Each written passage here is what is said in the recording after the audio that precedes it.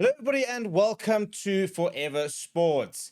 Have South Africa hosted their last ever Rugby World Cup? That is the question currently being debated after SA Rugby CEO Rian Oberholzer basically confirmed that in the current format, in the current genesis of the Rugby World Cup, you will not see the likes of a South Africa and New Zealand hosted due to quite simply the financial factors that go into hosting a Rugby World Cup. And what Oberholzer is basically saying is that World Rugby used the Rugby World Cup as its sole revenue generator.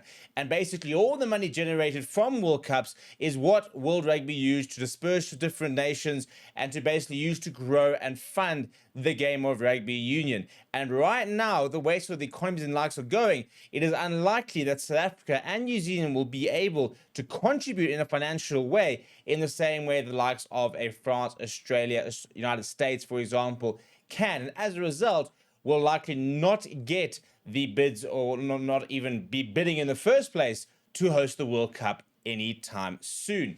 Before we get into it, please do smash a like on the video. Please do subscribe to the channel as well. Let's get into it because the South Africans, we felt we were robbed in 2023. And now when you sort of start to hear this news, it becomes quite worrying and quite upsetting when you think that we haven't had the World Cup since 1995. We are 30 years on, over 30 years on. At this stage, it looks like we might not even be putting our names into the hat for the 2035, which would have been 40 years on because of the current realities. And it's sad, but I think at the same time, we've got to be very realistic about where the game of rugby is, where South Africa is right now as a country, as an economy and the likes of that, and kind of what the big issues are. But it is sad at the end of the day to think that the two powerhouses of rugby in New Zealand and South Africa are being really sort of crippled by this. So it's an article about Jared Wright, basically on the back of the Springbok press conference that was held yesterday, and basically Rian Oberholzer said that he doubts that South Africa or New Zealand will host a Rugby World Cup again because they are unable to generate sufficient revenue. And we saw New Zealand host back in 2011 as well as 1987. But that was the last time we've seen them. Then obviously the next one is in Australia, followed by the United States. And then the big sort of question was 2035, where a lot of people were hoping that South Africa were going to sort of throw their name into their hat. But now it sounds like it's not going to happen.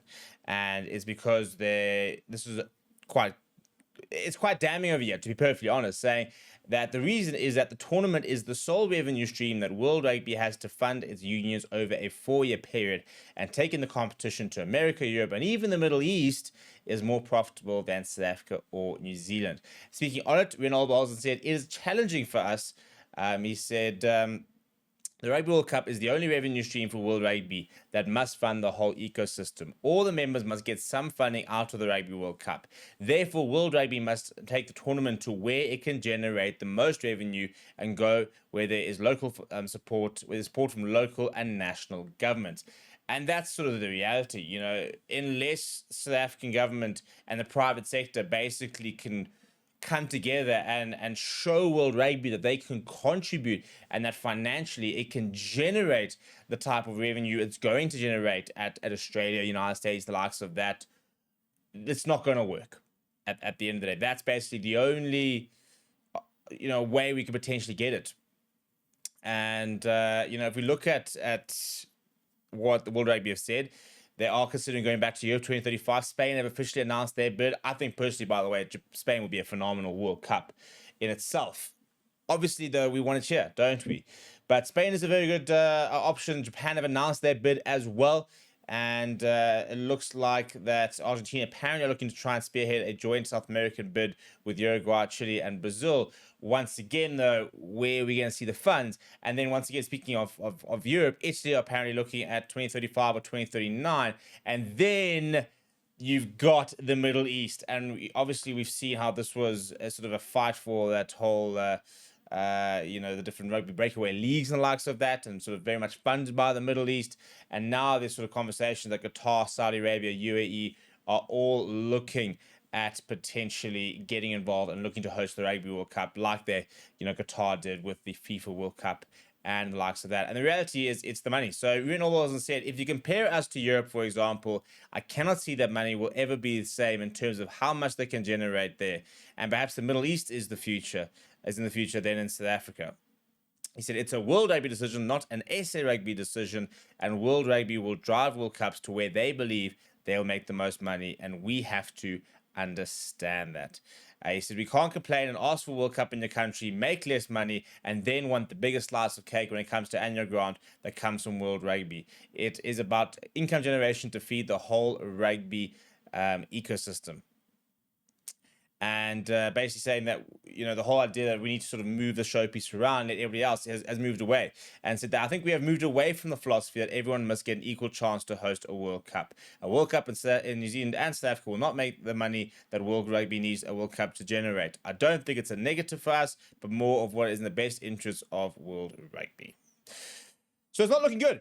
As a Bok fan, if you're sort of dreaming of watching the World Cup in South Africa, it's not looking good, at least anytime soon. And I suppose it becomes a very interesting debate, because you can understand the thinking right now of, if that is the sole generator, you've got to then capitalize on it at the end of the day. We can't criticize World Rugby for not funding more programs in, your tier 2 nations and not growing the global game, and then saying, but at the same time, they then need to forego revenue to try and bring it to different countries like South Africa, for example. Well, let's be honest, a World Cup here is not going to grow our rugby.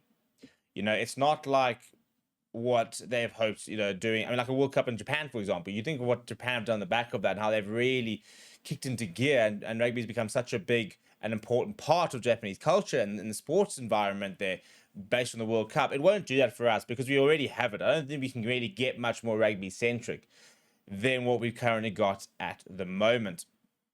So the only sort of way right now that it looks like we might be able to one day host is if World Rugby start to find different ways of funding the game.